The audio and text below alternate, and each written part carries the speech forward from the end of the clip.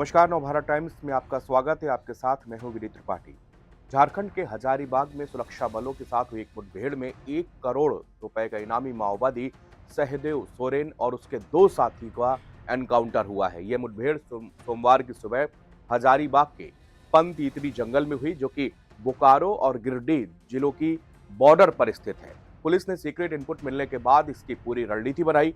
Police को information थी सहदेव सोरेन किसी बड़ी वारदात को अंजाम देने की फिराक में था। इसी इंफॉर्मेशन के बाद में कोबरा बटालियन, गिरडी और हजारीबाग पुलिस की एक ज्वाइंट टीम ने तलाशी अभियान चलाया। इसी दौरान माओवादियों के दस्ते से उनकी मुठभेड़ हुई। मुठभेड़ के बाद चलाए गए तलाशी अभियान में 3 शव बरामद किए गए, जिसकी पहचान 1 करोड़ के इनामी सहदेव सोरेन, 25 लाख का इनामी रघुनाथ हेम्ब्रम और 10 लाख रुपए का इनामी बिरसेन गंजू के रूप में हुई है। इनके पास से 3 AK-47 राइफलें भी बरामद की गई हैं।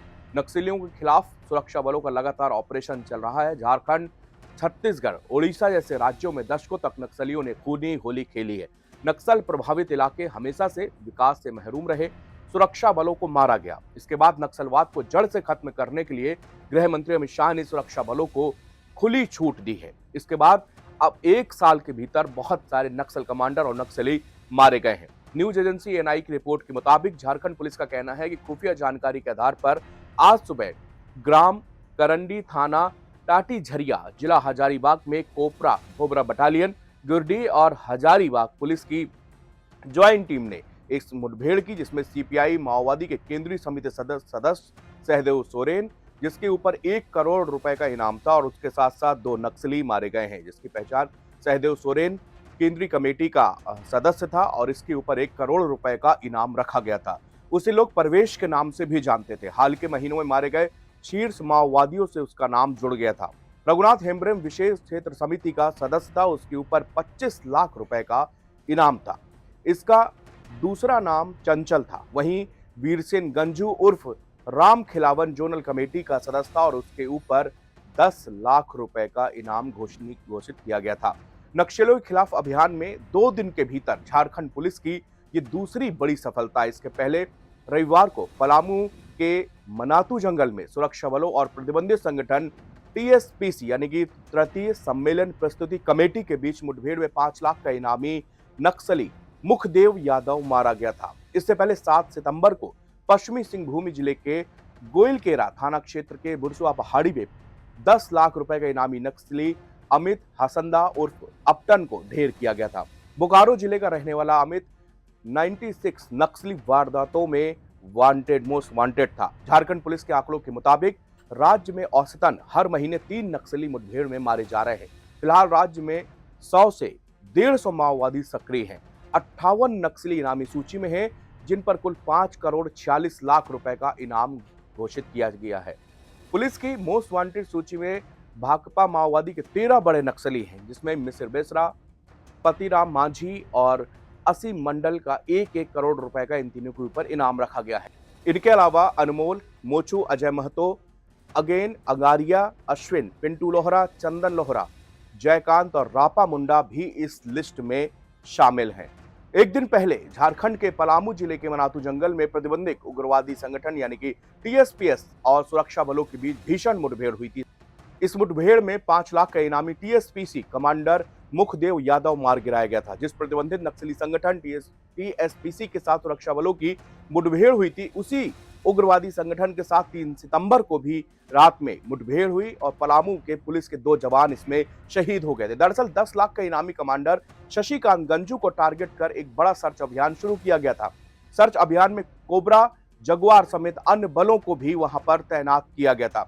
इसी दौरान जैसे ही सुरक्षा बलों की टीम ने मनातू के जंगलों में पहुंची, TSPC के नक्सलियों ने फायरिंग करना शुरू कर दी। जवाबी कार्रवाई में सुरक्षा बलों के जवानों ने भी फायरिंग करी। रविवार की सुबह से दोनों ओर से फायरिंग की जा रही थी। TSPC के खिलाफ अब तक का सबसे बड़ा यह अभियान चलाया गया, जिसमें 200 से भी अधिक जवानों को तैनात किया गया है।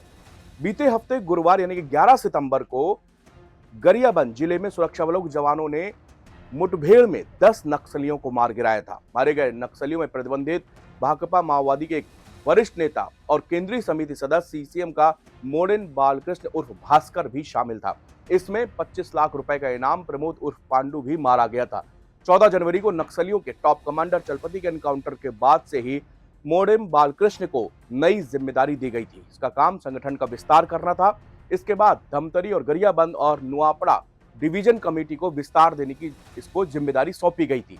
सूत्रों के मुताबिक मानसून के मौसम में वही इसी काम के लिए गरियाबंद पहुंचा था। रायपुर के आईजी अमरेश मिश्रा ने बताया था कि नक्सली बालकृष्ण बीते साल से एरिया में एक्टिव था। इंटेलिजेंस की टेक्निक और टीम लगातार इसके बारे में इनपुट जुटा रही थी। जब इसकी मौजूदगी का पुख्ता प्रमाण मिला, उसके बाद फोर्स ने उसको घेरा। उन्होंने बताया कि बस्तर में लगातार हो रही कार्रवाई के बाद नक्सली अब वहां से भाग रहे हैं।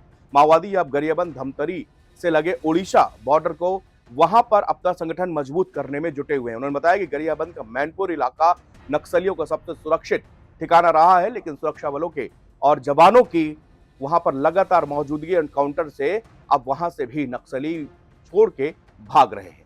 तो हम लोग का सूचना मिला था कि कुछ नक्सली लोग हैं गुरगर थाना क्षेत्र में हजारीबाग जिला के अंतर्गत रहने की सूचना मिला था। उसी बेसिस पर ऑपरेशन हमने लॉन्च किए थे। उसमें कोबरा बटालियन का टीम और जो अपना झारखंड पुलिस का टीम शामिल थी।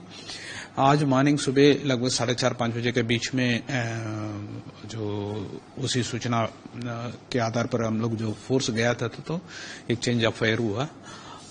उसके पश्चात जो सर्च अभियान के दौरान ये पाया गया है कि 3 साव बरामद हुआ है। उसमें 3 साव में एक को तो पहचान हुआ है, सहदेव सोरेन है जो सेंट्रल कमेटी मेंबर है, और एक है रघुनाथ हेम्ब्रम है, वो सैक सदस्य हैं, स्पेशल एरिया कमेटी के सदस्य हैं, और एक है राम केलावन है, जोनल कमेटी मेंबर है। ये तीनों का लाश बरामद हुआ है और 3 AK-47 बरामद हुआ है।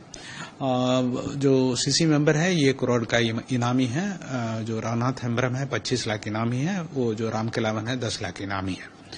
जो अभी ऑपरेशन हमारा जारी है, इसी ऑपरेशन से हमारा झारखंड में जो बोकारो और पारसनाथ, जो जुमरा और लुगु पहाड़ क्षेत्र पोखरा में, और जो पारसनाथ का जो गिरिडीह जिला का पारसनाथ क्षेत्र में जो नक्सली हैं सभी समाप्त हो चुका है। आज का दिन में कोई भी नक्सल उधर बचा नहीं है।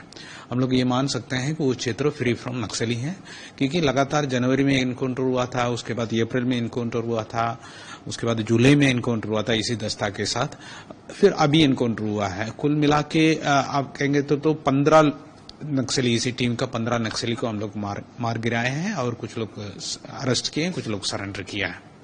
सर, जो सहदेव सोरेन है जिसको न्यूट्रलाइज किया गया है अलॉन्ग विद 2 अदर, ये कितनी बड़ी सक्सेस है सर? और इसका जो सहदेव सोरेन है इसका क्या स्टेटस था विद द ऑर्गेनाइजेशन? इसको से काफी इम्पोर्टेंट कंसीडर किया जाता था। ये झारखंड में इस साल में जो पिछला 25 साल का जो झारखंड का हिस्ट्री में इसका पहले एक बार सीसी मेंबर को जो पुलिस बल ने मार गिराया था, वो अप्रैल, इस साल का ये अप्रैल का है। अप्रैल 21 को मार गिराया था जो प्रयाग मांझी। ये दूसरा सीसी मेंबर है जिसको हम लोग आज का जो ऑपरेशन के दौरान मार गिराया है। ये दोनों सीसी मेंबर एक साथ चलते थे। तो झारखंड में अभी बच्चे हैं, अभी एक पोलिट ब्यूरो मेंबर है और 2 सीसी मेंबर्स बच्चे हैं जो सरंडा में रहते हैं। उसके अलावा कहीं पर भी सीनियर फॉर्मेशन अभी है नहीं है। ये बहुत ही बड़ा अचीवमेंट है झारखंड के लिए। इवन पूरा इंडिया लेवल पर आप देखेंगे तो झारखंड का मतलब जो पारसनाथ हिल और जुमरा और लुगु पहाड़ है, ये बहुत पुराना से नक्सल प्रभावित क्षेत्र रहा है। इसमें से मुक्त मिला है आज का दिन में। ये बहुत बड़ा अचीवमेंट है हमारे लिए। इसकी इन्वॉल्वमेंट कितने केसेस होती है, अगर आपके पास कुछ डिटेल हो? बहुत सारा केस है, 50 से ज्यादा केस का है। वो सब डिटेल वगैरह निकला जाएगा, उसके बाद बताए जाएंगे अलग से। ऑपरेशन कैसे लॉन्च किया गया? तो वो हमने बताया कि जो इनपुट का बेसिस पर जैसे इनपुट आया उसी बेसिस पर तुरंत प्लान करके सब लोग इन्वॉल्व करके प्लान करके इसमें लॉन्च किए हैं। इसमें वो बाकी निटिग्रिटी से हम बता नहीं पाएंगे।